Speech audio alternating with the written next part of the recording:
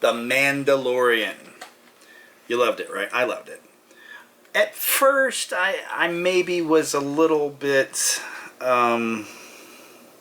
slow to warm to it. And I've heard a lot of people make a similar comment that at first it just seemed like the Adventure of the Week kind of show. But when characters that we'd met in previous episodes kind of all came back, and then you realize they'd been laying groundwork, and now there was a story arc, and and it all culminated and paid off in that first season. Yeah, I was like, oh, this is definitely worth a watch. So you got the characters that look like Boba Fett and Yoda. So yeah, it definitely feels like the love child of The Empire Strikes Back. And then you've got some characters that maybe were a little more original, that we hadn't seen. And yeah, there were still a couple more guys that evoked things we'd seen in The Empire Strikes Back. Now, I began buying these. I had yet to actually open any of them. I do have some that are loose.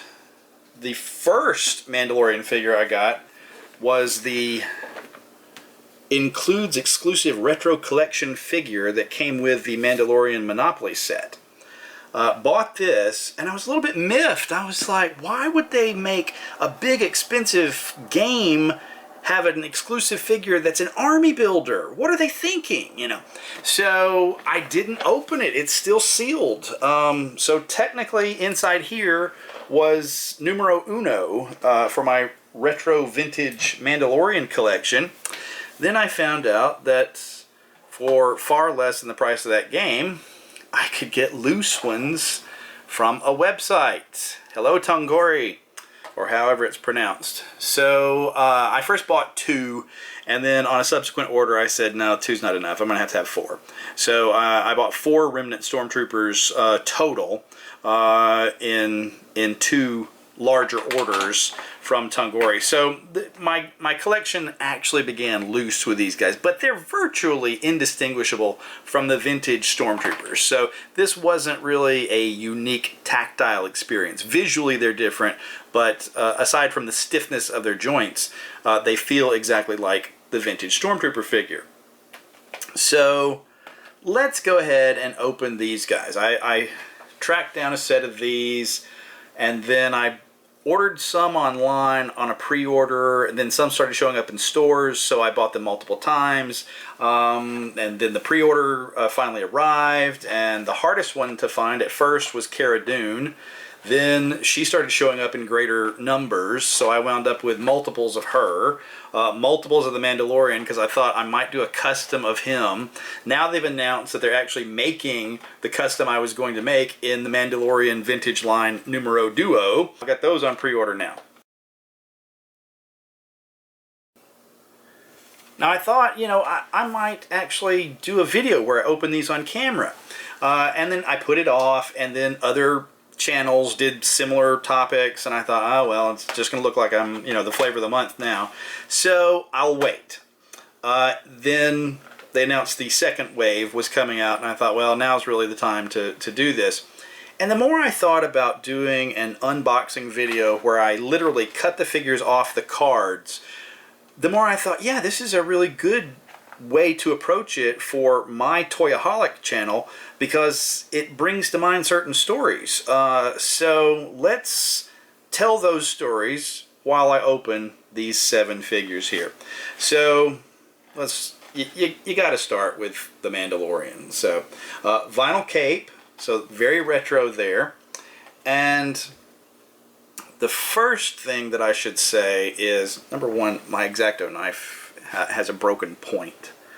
Not sure what I broke it off on, but I did buy some replacement blades. So that will up the danger factor of this video, because there is nothing more dangerous in the world than a brand new X-Acto blade. Bring me the sword of exact zero. Yes, Black Bear's mask. See if I can get this out of the blister. I guess I'll use the old broken blade to get the new blades out. So, anyway. I actually wrote an article about customizing Star Wars action figures many, many years ago, and I think I may know where some of those are. I think I spotted them today. So I will try to dig one of those out and do some scans of it, even though a lot of information that's in it is a little bit outdated now.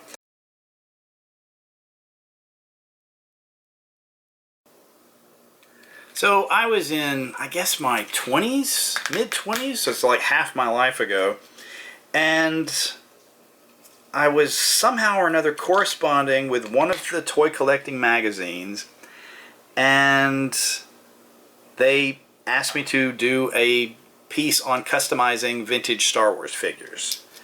And they said, we can't pay you for it, we can just offer you immortality. I said, I'll take it. So, in the article, though, I wrote to be very careful when using a hobby knife to cut an action figure, or in this case, a blister, because the sharp knife could easily cut through the plastic and into the crude matter, revealing the luminous being underneath. So, yeah, that was... I kind of feel like half my life ago, 2.5 decades ago, I was already quoting movies too much, and now when I see people do that online, I cringe a little bit. I'm like, oh man, is that how I sounded? But anyway. Alright, so Mandalorian. Now, would you believe that I was a college graduate before it ever occurred to me, and it didn't occur to me, before I was shown a way to slice the blister instead of just ripping the blister off the front of the card. And the person that did that, we've actually talked about him in this video series before. John Davis. In the inaugural Blue Snaggletooth topics, I mentioned Davis, I think, and then John Givens mentioned John Davis. So yeah, John worked at the local comic book shop, and I'd already completed my vintage Star Wars collection. So I'd gotten, for my graduation from college, some money, and then I was now working and I was making some money, and I went to mail order catalogs and I bought myself a few figures. There's Mando. Cool. Oh, I love the noise that a joint that's never been moved will make. So those are nice tight joints there. So all right. And a vinyl cape. That is so cool. Obviously based on the vintage Boba Fett mold. Hang on a second. Here we go. As you know, I keep a Boba Fett in several cases, at least 3 of them. So this is the Empire Strikes Back case. We'll go ahead and get Boba Fett and IG-88 and an Ugnaught out.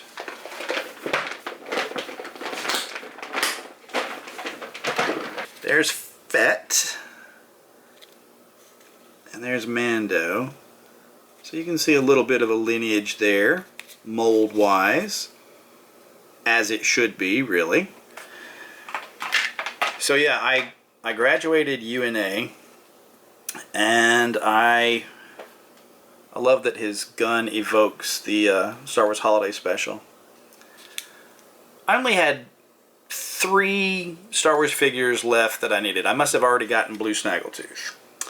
And the ones that I needed were Yak Face and the droids versions of R2-D2 and C-3PO. I had most of the rest of the droids collection. And I've got a droids video planned. I keep postponing it. I've postponed it yet again because the Target exclusive droids stuff that I've got on pre-order, I'll incorporate that into that video. But I do have a topic that I want to do, and you will see in that video the card fronts where I got all these figures for like a really cheap price, and I just ripped them right off the card. So I do not have nice cards for my droids or Ewoks action figures, unfortunately. But I bought Yak Face, and he was loose. Alright?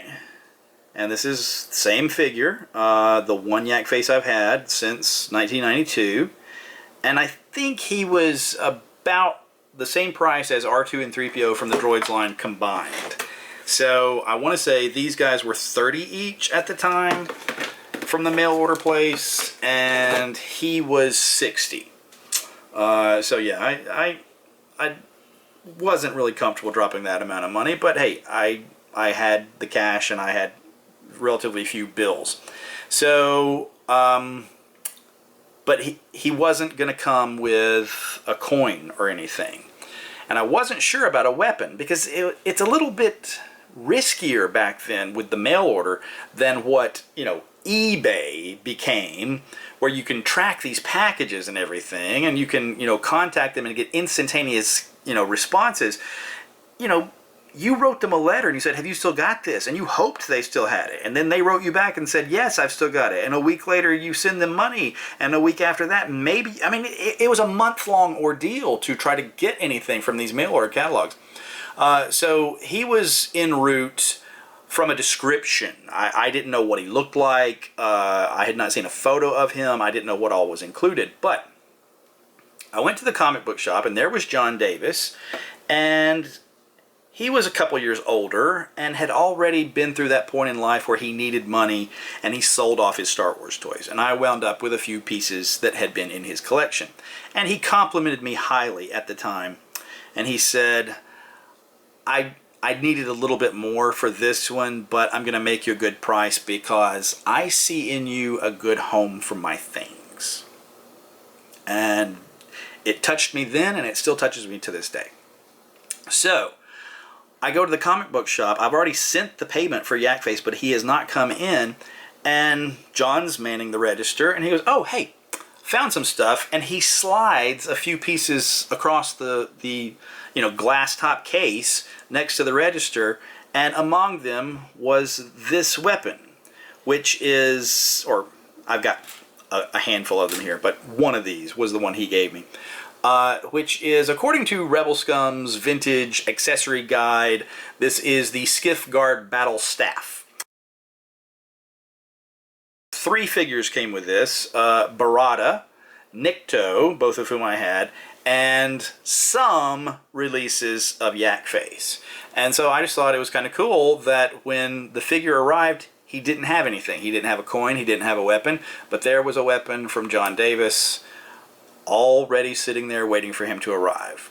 I have a similar story about a Darth Vader die-cast TIE fighter that involves the same comic book shop. So yeah, that one's sort of the same thing. I get the one piece I need before I get the rest of the pieces via mail order.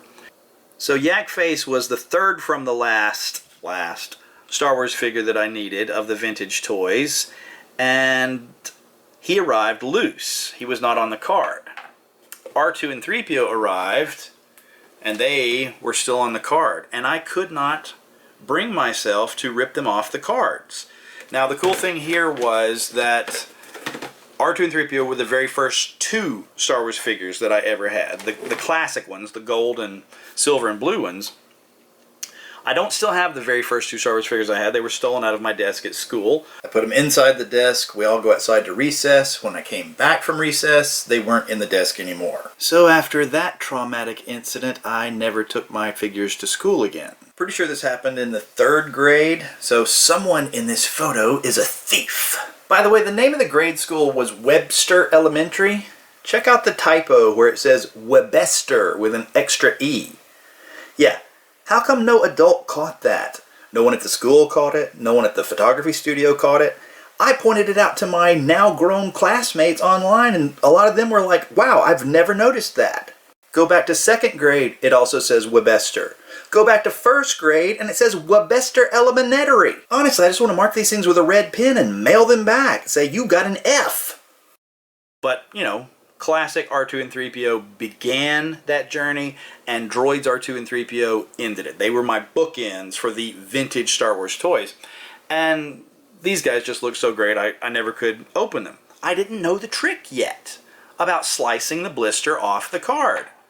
So later in 1992, then I went to the comic book shop, and John Davis is sitting there, and he's got Kenner Scorpion Alien. And it's on this great big blister card, and it's got this wonderful egg-shaped blister. And he's like, oh, have you seen the Alien figure? So he takes it, and he's showing it to me and everything. And I was like, oh, this is nice. And it was his personal figure. You know, it wasn't something he was selling there at the comic book shop. He just wanted me to see it. And I said, oh, you haven't opened it yet? He goes, I've opened it. And he hinges the egg and takes out the figure and hands it to me. Now, that figure was designed to explode, but what actually exploded was my brain. Because never in my life had it occurred to me, nor do I think would it ever have occurred to me, that you could take a knife and slice open the blister, pretty as you please, and take a figure off the card that way. And I said as much to John, who in his typical, you know, encouraging and humble manner, he goes, I'm sure you would have thought of it. So ever after that moment, 1992, I have spent no telling how many minutes, hours, days of my life slicing the blisters off of the card backs ever since. So I owe John Davis for that particular life skill. And I've gotten better at it. I very seldom cut myself anymore. Alright, here's Quill. Does his head move? Yes, it does move. And there we go. Their leg joints don't make the noise, I've noticed. Their arms and heads definitely make a noise when I take them off the card. He has a very interesting accessory. It almost looks like a wrench or something instead of a gun, but can't get it off this blister without it flying in the air. Okay, I'm gonna have to turn the camera off and put my glasses on and find where that thing just flew. Give me a moment.